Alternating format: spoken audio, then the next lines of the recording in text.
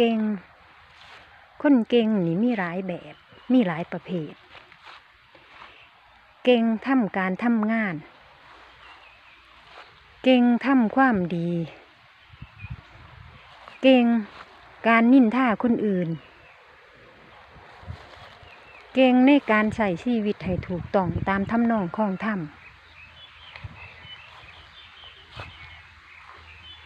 เก่งในการหาเงิน